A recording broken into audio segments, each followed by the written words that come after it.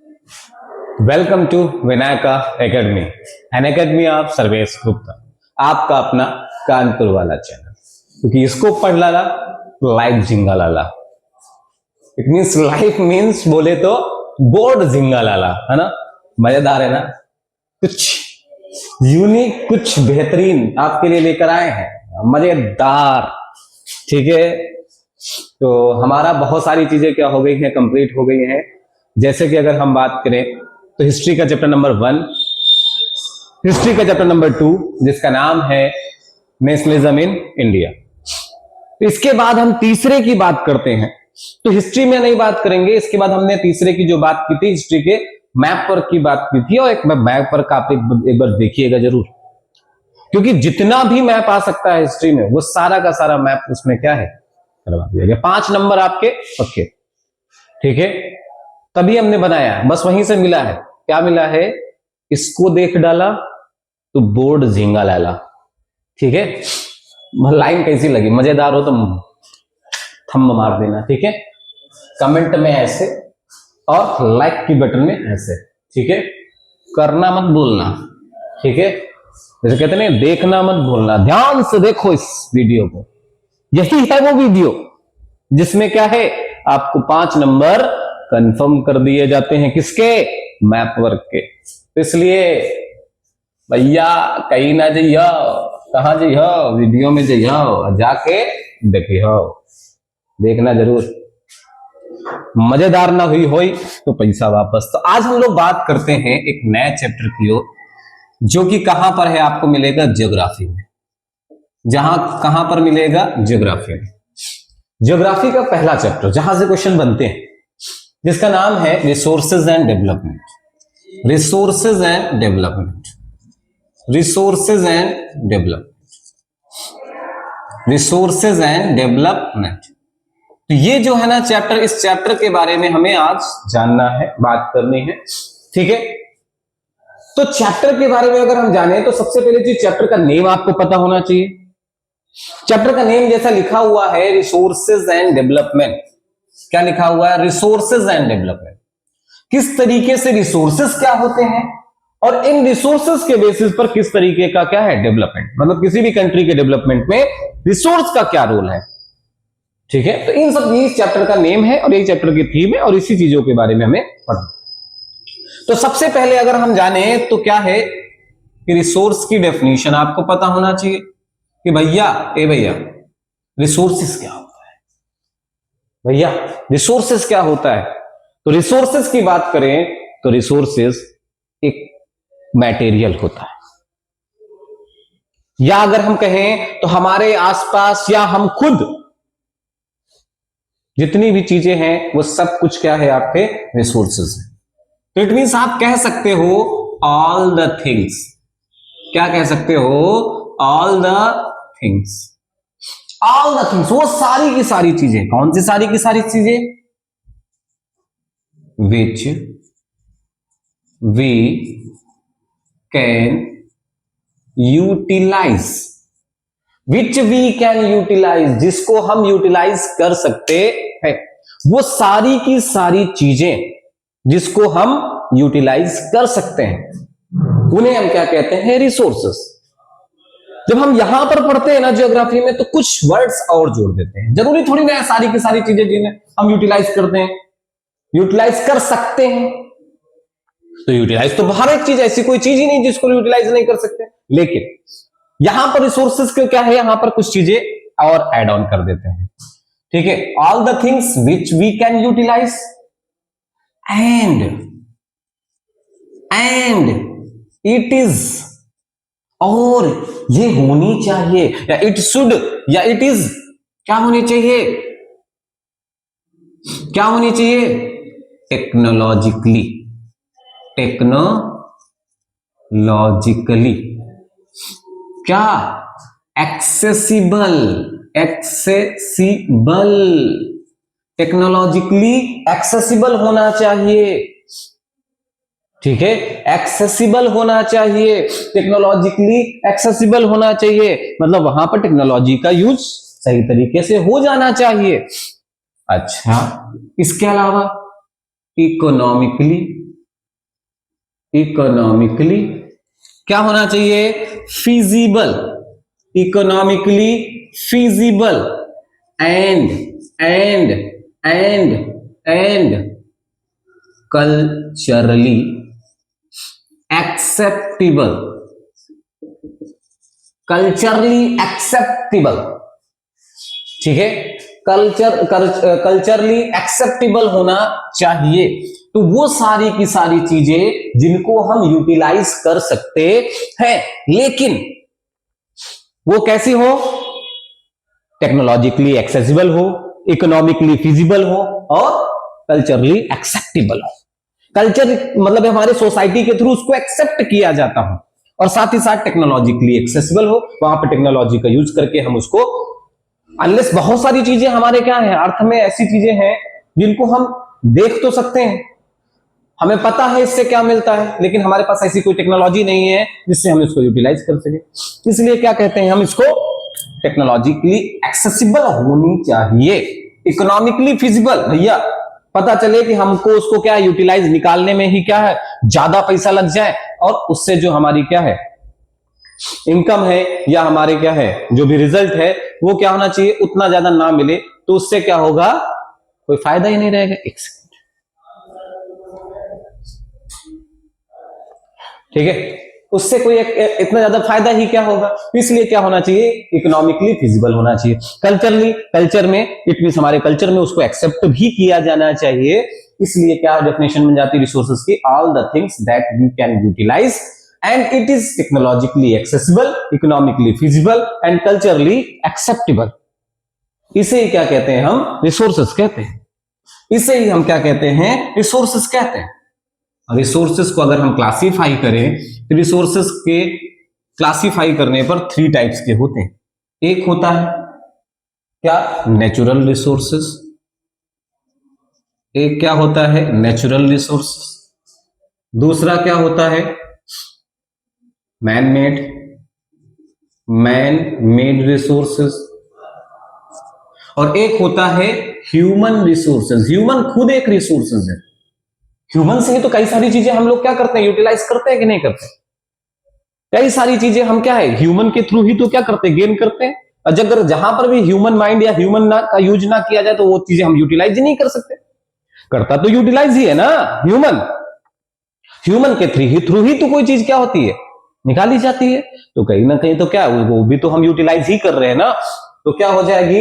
Human भी एक तरह का रिसोर्सेज है। और ये ह्यूमन जब चीजें को बनाता है तो जो चीजें बना रहा है वो जिनको हम यूटिलाइज कर रहे हैं मैन मेड रिसोर्सेज हो गए, ठीक है। एक नेचुरल रिसोर्सेज है ना, जैसे कहते हैं ना एक कहावत कही जाती है, कहावत का एक पहेली है ना, वो कौन सी चीज है जो आगे से नेचुरल रिसोर्सेज है, पीछे से क्या है? मैन मेड रिसोर्सेज है ना, तो बताएंगे जरूर, ठीक है।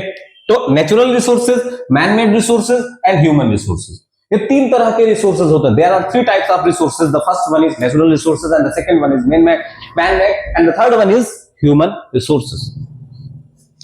Is that clear? अच्छा, इसके बाद अगर हम थोड़ा सा आगे बढ़े, now we move ahead, then आगे क्या अगर हम देखेंगे तो 3 चीजें होती हैं जो कि एक दूसरे पर क्या होती है? इंटरडिपेंडेंस होती है। क्या चीजें? 3 चीज। अगर ये 3 चीजें नहीं होंगी तो आपको रिसोर्सेज नहीं मिल सकते।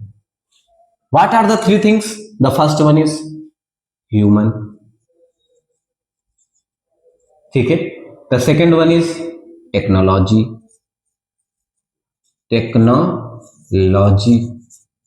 And the third one is institution and the third one is institution. अब सोचिए ये तीनों के तीनों एक दूसरे पर क्या होते हैं? इंटरडिपेंडेंट होते हैं। अच्छा, इसमें से एक चीज आप निकाल लीजिए, छोड़िए, हटाइए, निकालिए। आप टेक्नोलॉजी को हटा दीजिए। हमें पता तो चल गया, हमने जान तो लिया वहां पर कौन सा रिसोर्स है और वहां पर कितना रिसोर्स है, ये जान लिया। निकालेंगे कैसे? हाँ, तो ऐसे ऐसे ऐसे करके, चलो ठीक है, इसको हटा दिया, टेक्नोलॉजी हमने रख लिया, इंस्टीट्यूशन हटा दो। हम कैसे जानेंगे, कैसे सीखेंगे कि रिसोर्सेज कैसे पता लगाएंगे और उससे हमारा फायदा क्या है, कैसे पता लगाएंगे? तो भैया इंस्टीट्यूशन भी तो जरूरी। चलो ये दोनों चीजें आ गई, ह्यूमन। यही नहीं होगा तो कहां कौन निकालेगा चाचा। तो सब क्या है, एक दूसरे पर इंटरडिपेंडेंट होते हैं। They all are interdependent to each other. ठीक है, ये तीनों के तीनों एक दूसरे पर क्या होते हैं, इंटरडिपेंडेंट होते हैं। और अगर आपको रिसोर्सेस चाहिए तो इन तीनों पर आपको क्या होना पड़ेगा, डिपेंडेंट होना पड़ेगा। आपको इन तीनों पर क्या होना पड़ेगा, डिपेंडेंट होना पड़ेगा। ठीक है, आप देखेंगे कि चैप्टर जो ज्योग्राफी में जितने भी चैप्टर है ना कहीं एक दूसरे से रिलेट करते हैं। आपने यहां पढ़ा रिसोर्सेज, और रिसोर्सेज की वजह से डेवलपमेंट कैसे होता है वो पढ़ेंगे। फिर उसके बाद दूसरे चैप्टर में आप क्या पढ़ेंगे, वाटर रिसोर्सेज, फिर wild life and forest and wild life sanctuaries. फिर उसके बाद आप क्या पढ़ेंगे, एग्रीकल्चर। फिर उसके बाद मिनरल रिसोर्सेज, है ना, है तो सभी रिसोर्सेज है ना। फिर उसके बाद आपका मैन्युफैक्चरिंग इंडस्ट्री। आप सारे के सारे रिसोर्सेज निकाल लेंगे, अब उसको अलग अलग जगह पे लेके जाएंगे, अलग अलग इंडस्ट्री में लेके जाएंगे।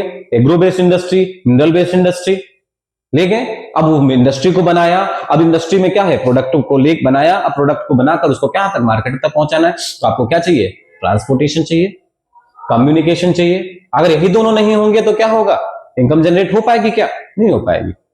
इसलिए इन तीनों का क्या है, ये सारे के सारे चैप्टर आप देखेंगे तो एक दूसरे पर रिलेट करते हैं, एक दूसरे से रिलेट करते हैं।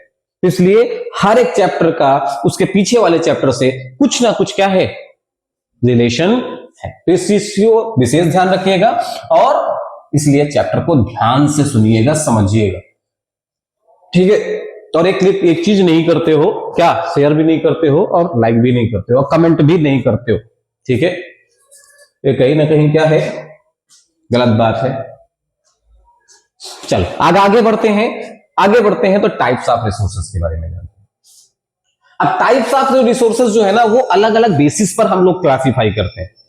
अलग अलग बेसिस पर क्लासिफाई करने का मतलब है कि अब जैसे कि हमारे पास बहुत सारी चीजें हैं, अब बहुत सारी चीजें हैं तो हमने क्या किया, मतलब मान लो हमारे पास क्या है, 100 स्टूडेंट्स हैं और 100 स्टूडेंट्स को हमें क्या करना है, लाइनों में लगाना है। अब लाइन लगाने के क्या होंगे, कई सारी कैटेगरीज होंगी, कई सारे क्या होंगे, बेसिस होंगे। हमने क्या किया, हाइट के बेसिस पर लाइन लगवा दिया। सबसे छोटे वाले बच्चे क्या होंगे एक लाइन में, उससे बड़े वाले दूसरे लाइन में, उससे बड़े वाले तीसरा। दूसरा बस अगर हमने फिर से सबको एक साथ मिला दिया, फिर हमने क्या किया, हमने कहा भैया एक काम करो, किस बेसिस पर, कलर के बेसिस पर, जो सबसे काले होंगे वो एक लाइन पे, दूसरे ऐसे ऐसे, रेसिज्म नहीं, रेसिस्ट नहीं। ठीक है, कलर के बेसिस हम बता रहे, केवल एग्जांपल दे रहे। तीसरी चीज अगर हम बात करें एजुकेशन के बेसिस, जो बिल्कुल क्या है, जो 3rd डिवीजन पास हुए वो अलग लाइन में, जो 2nd जो 1st, इस तरह से क्या है, अलग अलग बेसिस पर खड़े करें। तो बेस अलग है, स्टूडेंट तो वही है, उसी तरह से रिसोर्सेज वही है, लेकिन उनके बेस अलग अलग है। इनके बेसिस के बेस अगर हम देखें तो अलग अलग बेसिस में क्या करते हैं, अलग अलग टाइप्स में अलग अलग, ठीक है, उसमें क्या करते हैं, क्लासिफाई करते हैं। तो उसी क्लासिफिकेशन को हम जानते हैं किसमें, रिसोर्सेज। ठीक है, now we move ahead to know about the classification of resources. ठीक है, ऑन डिफरेंट बेसिस।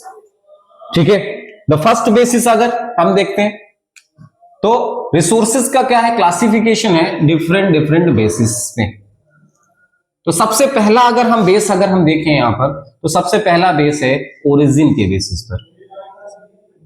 ठीक है, ओरिजिन के बेसिस पर, किस बेसिस पर, ओरिजिन के बेसिस पर। और ओरिजिन के बेसिस पर अगर हम देखें तो रिसोर्सेज कितने टाइप्स के होते हैं, 2 टाइप्स के होते हैं।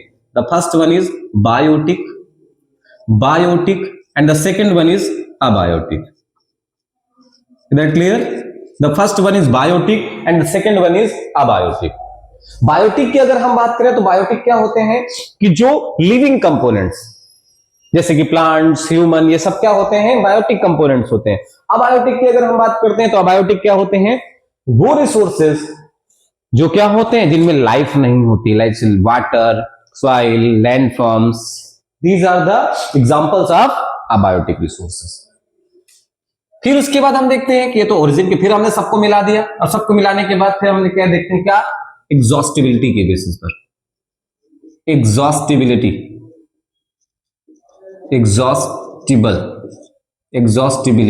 के बेसिस पर। एग्जॉस्टिबिलिटी का मतलब समझ रहे हो, खत्म होने के बेसिस पर। वो रिसोर्सेज कभी खत्म हो पाएगा क्या, हो पाएगा, ठीक है, हमने उसको क्लासिफाई कर दिया। अगर खत्म हो पाएगा तो क्लासिफाई कर दिया, कैसे, या तो खत्म होगा या तो नहीं खत्म होगा, दो ही चीज तो होंगी, या तो खत्म हो जाएगा या तो नहीं खत्म होगा। और जो खत्म हो जाएगा वो क्या है? Non renewable. क्या है? Non renewable. और जो कभी नहीं खत्म होगा वो क्या है? रिन्यूएबल। उसे हम क्या कहेंगे? रिन्यूएबल। जो कभी नहीं खत्म होगा, जो खत्म हो जाएगा वो क्या है? Non renewable. और जो कभी नहीं खत्म होगा वो क्या है? रिन्यूएबल। Is that clear? अगर हम नॉन रिन्यूएबल की बात करें ना तो ये भी क्या है? दो तरीके के हैं। एक क्या है? Non recycling, non recycling, non recycle, और एक है रिसाइकल। जैसे कि आयरन की बात करें तो आयरन तो रिजर्व कभी खत्म भी हो जाए, लेकिन आयरन जो हमने प्रोड्यूस कर लिया है उसको क्या है? उसको मेल्ट करके या उसको शेप अलग अलग क्या है? शेप में कन्वर्ट कर सकते हैं कि नहीं कर सकते? तो भैया साइकिल, रिसाइकल और नॉन रिसाइकल। और कुछ चीजें हैं जैसे पेट्रोलियम है, उसको एक बार यूटिलाइज किया तो खत्म का, टाटा बाय बाय। एग्जॉस्टिबिलिटी के बेसिस पर हो गया। फिर अगर हम देखें तो on the basis of ownership. किस बेसिस पर अगर हम देखते हैं तो ओनरशिप के बेसिस पर। किस बेसिस पर? ओनरशिप के बेसिस पर। ओनरशिप के बेसिस पर देखेंगे तो ये 4 टाइप्स के होते हैं। कितने टाइप्स के होते हैं? 4 टाइप्स के। कितने टाइप्स के होते हैं? 4 टाइप्स के। द फर्स्ट वन इज, ठीक है, इंडिविजुअल रिसोर्सेस। क्या होते हैं? Individual resources. इंडिविजुअल रिसोर्सेस, ठीक है। इंडिविजुअल रिसोर्सेस ऐसे रिसोर्सेस जिनको यूटिलाइज करने के लिए हमें दूसरों पर डिपेंड नहीं होना पड़े, जिनको यूटिलाइज करने के लिए हमें किसी से पूछना ना पड़े, मतलब सरकार को पूछना, मतलब एक तरह से किसी से पूछना पड़े, सॉरी, किसी से पूछना पड़े, उन्हें हम क्या कहते हैं? Individual resource. मतलब जिनमें किसी एक पर्सन या ग्रुप ऑफ पर्सन का क्या होता है? ओनरशिप होती है, ठीक है। A resource which is owned by a person, a individual और group of individual is known as individual resources. And the second one is community resources. What is community resources? A resource which is owned by government or society is known as community resources. Like that grave field, ठीक है, जहां पर क्या होते हैं? दफनाए जाते हैं, ठीक है। Like that public parks, ठीक है, and so many other, ठीक है, resources which is utilized by every individual without any restrictions. That individual, that resources is known as community resources. And the third one is natural resource, national resources. And the third one is national resources. Which resources? National resources. What is national resources? What is national resources? A resource which is under the political boundary of the nation. एक ऐसे resources जो किसी भी nation की political boundary के अंदर आते हैं उन्हें हम क्या कहते हैं? नेशनल रिसोर्सेज कहते हैं। जैसे अगर हम बात करें, ये मान लो कोई, ये मान लेते हैं, ठीक है, और यहां पर अगर हम कुछ बनाए, ऊपर एक मैप छोटा सा रफली बना दें,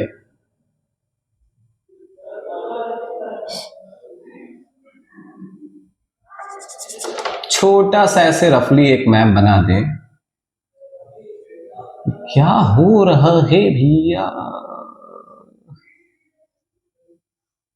ठीक है। एक छोटा सा रफली अगर मैप बना दिया हमने, तो आप देखेंगे कि यहां पर जो बाउंड्रीज है ना, ये बाउंड्रीज जो है ना, इस बाउंड्री के अंदर जो भी रिसोर्सेज मिलेंगे वो सब तो नेशनल रिसोर्स होंगे ही होंगे।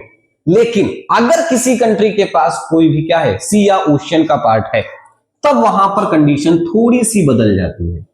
जैसे सी या ओशियन के चारों तरफ एक लेयर होती है, ये, ठीक है, ये कितना है?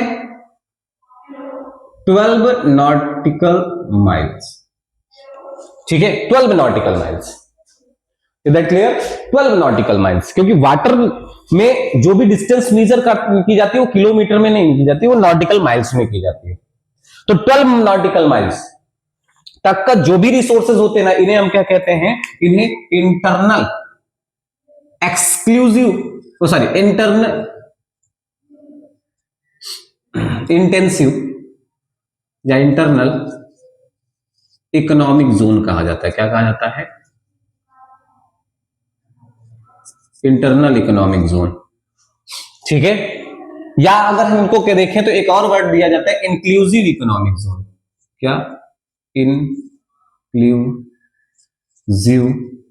Economic zone. कौन सा? इंक्लूसिव इकोनॉमिक जोन या इंटरनल इकोनॉमिक जोन। कहां तक होता है? 12 नॉटिकल माइल्स।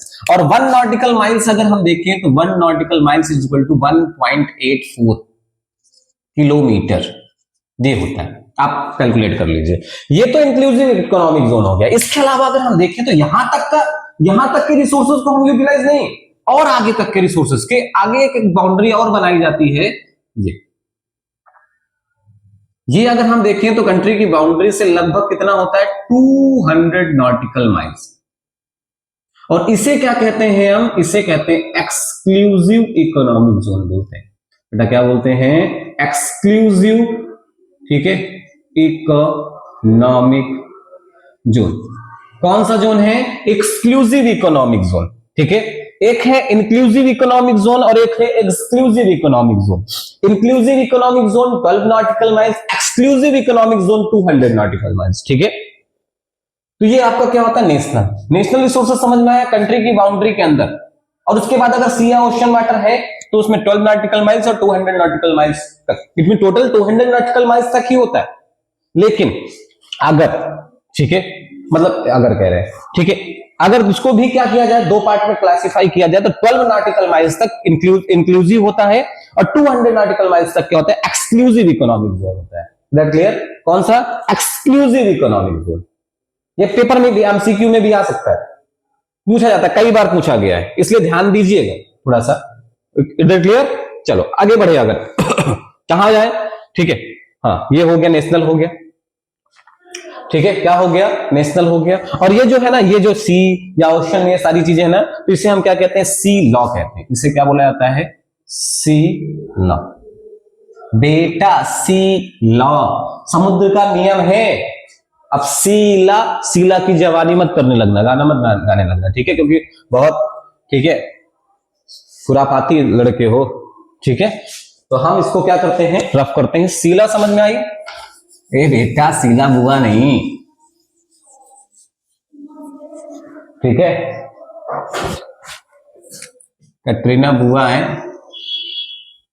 ना? चलो ठीक है, तो नेशनल, और इधर देखेंगे तो एक और होता है जिसे बोलते हैं इंटरनेशनल रिसोर्सेज। इंटरनेशनल जो ओपन ओशियन होते हैं, ठीक है, जो रिसोर्सेज किसी का ना हो वो सब, तो इट मीन जो किसी का ना हो वो इंटरनेशनल होगी। ठीक है, अब इसके बाद अगर हम देखें तो एक और बेस होता है जिसे बोलते हैं डेवलपमेंट। ठीक है,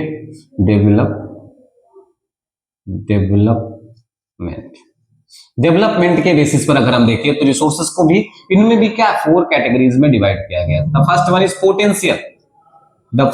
potential, the second one is developed, and the third one is, तीसरे की बात, पहला तो क्या है? पोटेंशियल रिसोर्स, दूसरा क्या है? डेवलप्ड रिसोर्स, तीसरा क्या है? Stock resource, and the fourth one is potential resource. क्या है? Potential resource. ठीक है, the first one is sorry reserve resources. Potential सबसे पहले लिखी चुके हैं, रिजर्व रिसोर्सेज। ठीक है, the first one is potential resource, the second one is developed resource, and the third one is stock resource, and the fourth one is reserve resource. ये किस basis पर है? डेवलपमेंट के बेसिस पर। अब ये पोटेंशियल रिसोर्सेज क्या होते हैं? अगर हम पोटेंशियल रिसोर्सेज की बात करें तो हमारे पास टेक्नोलॉजी भी है, हम यूज भी करते हैं इन रिसोर्सेज को, लेकिन हमारे पास जितना भी पोटेंशियल है ना, हम सब लगा देते हैं। अभी तक जितना पोटेंशियल है हम सब लगा रखा है, लेकिन हम पूरा कंप्लीटली रिसोर्सेज को यूटिलाइज नहीं कर पाते हैं। जैसे मान लो हम ये क्या करें, अगर इस दीवार को हम पीछे इस तरह धक्का दे, ठीक है, हमने पूरे ताकत लगा दी, क्या इसको खिसका पाए? नहीं खिसका पाए। उसी तरीके से देखोगे हमारे पास कितनी सारी एयर भरी हुई है, सन से आने वाली रेडिएशंस, कितनी सारी रेडिएशंस है। अब ये रेडिएशंस जो है ना, कितनी सारी रेडिएशन है कि नहीं, पहले ये बताओ, है ना? कहते हैं कि सन से आने वाली रेडिएशन से अगर हम 31 आवर, मतलब एक घंटे की जो रेडिएशन आती है, अगर उसको केवल यूटिलाइज कर लिया तो लगभग हम कई सालों तक क्या कर सकते हैं? एनर्जी को कंज्यूम कर सकते हैं, हमको एनर्जी की नीड नहीं पड़ेगी। अब वो तो 24 into 7 कह सकते हैं यार, ठीक है, क्योंकि अभी हमें नहीं देगा, दूसरी जगह तो दे ही रहा होगा ना, ठीक है, तो वो चलता रहता है ना, चल रहा है, तो उससे आने वाले रेडिएशंस को हम कहाँ यूटिलाइज कर पाएंगे कभी, तो उसे हम क्या कहेंगे, पोटेंशियल रिसोर्स, डेवलप्ड रिसोर्स, जो कि हमारे पास टेक्नोलॉजी भी हम पर प्रॉपर्ली वो डेवलप हो चुका है और हम यूटिलाइज भी करते हैं, और कंट्री के डेवलपमेंट में उसका क्या होता है, बहुत बड़ा रोल है। जैसे कोल को देख लीजिए, कोल हो गया, पेट्रोलियम हो गया, देख रहे हो भाई साहब, स्टॉक रिसोर्सेज भैया, ये समझ लो क्या है, मिठाई। किसके लिए, पेशेंट, कौन से पेशेंट के लिए, शुगर के पेशेंट के लिए। किसके लिए, शुगर के पेशेंट। अगर शुगर का पेशेंट है, उसके सामने मिठाई रख दो तो देख तो सकता है भैया, लेकिन उसके बॉडी के अंदर ऐसी कोई टेक्नोलॉजी नहीं है जिससे वो खा सके, तो खाएगा तो टेक्नोलॉजी क्या होगा, टेक्नोलॉजिया है ना, टेक्नोलॉजिया हो जाएगा। इसलिए क्या है, स्टॉक रिसोर्सेज जो कि है तो खूब अमाउंट में भरा पड़ा है, हमारे सामने भी रखा है, लेकिन हम यूटिलाइज नहीं कर सकते।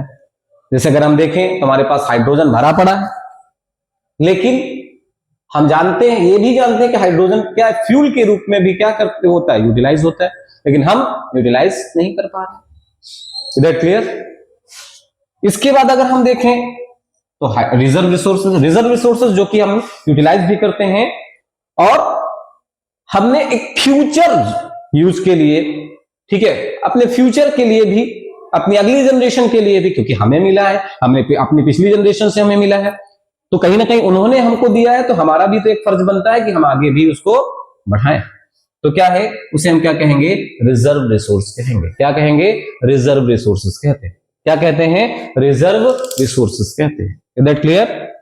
तो डेवलप्ड रिसोर्सेज समझ में आया, और इस तरीके से क्या है, हमने चारों तरफ के मतलब रिसोर्सेज का क्लासिफिकेशन देख लिया, ओरिजिन ऑफ रिसोर्सेज, एग्जॉस्टिबिलिटी के बेसिस पर, ओनरशिप के बेसिस पर, एंड डेवलपमेंट के बेसिस पर। ठीक है, तो ये सारी चीजें, ये क्वेश्चन बहुत इंपॉर्टेंट है कि आपको डिफरेंट बेसिस पर लिखने के लिए आ जाएगा, या रिसोर्सेज को क्लासिफाई करना होगा तो सभी के नाम लिख के उसके एग्जांपल लिखने पड़ेंगे, या आपको एक बेसिस दे दिया जाएगा on the basis of development, तो आपको चारों को क्या करना, एक्सप्लेन करना पड़ेगा with example. Is that clear? तो आपको सब पता होना चाहिए कि पोटेंशियल क्या होता है, डेवलप्ड क्या होता है, स्टॉक क्या होता है, और रिजर्व क्या होता है। Is that clear? इसके साथ एग्जांपल भी पता होना चाहिए। ठीक है, तो आज मुझे आशा है कि आपके लिए ये वीडियो क्या होगी, काफी ज्यादा, मतलब क्या कह सकते हैं, क्या कहते हैं उसको, काफी ज्यादा काम वाली लगी होगी, है ना, काम वाली भाई नहीं, काम वाली लगी होगी ये वीडियो। ठीक है, काम की वीडियो, फायदेमंद वीडियो, ठीक है, प्रॉफिटेबल जिसे कहते हैं, आई थिंक, आई होप, ठीक है, this video is profitable for you. तो ये जब हम आपके लिए प्रॉफिटेबल हो रहे हैं, तो थोड़ा सा यार क्या करना है, लाइक करना है, सब्सक्राइब नहीं है तो कर देना है, और शेयर तो करना ही करना है, ताकि तुम्हारा भी फायदा हो सके और उनका भी फायदा हो सके। ठीक है, और क्या करना है, कमेंट प्यारा प्यारा कर दिया करो यार, अच्छा लगता है, मोटिवेशन मिलता है। ऑनलाइन दुनिया की बात तो जानते हो ना, जितने लाइक, जितने कमेंट्स, उतना ही प्रचार और प्रसार। ठीक है, तो पढ़ो, बेहतर बोर्ड आ रहा है, नालायकी नहीं करना है, बेहतर तरीके से नंबर लाना है। तो आज के लिए इतना ही। तो जय हिंद, जय भारत।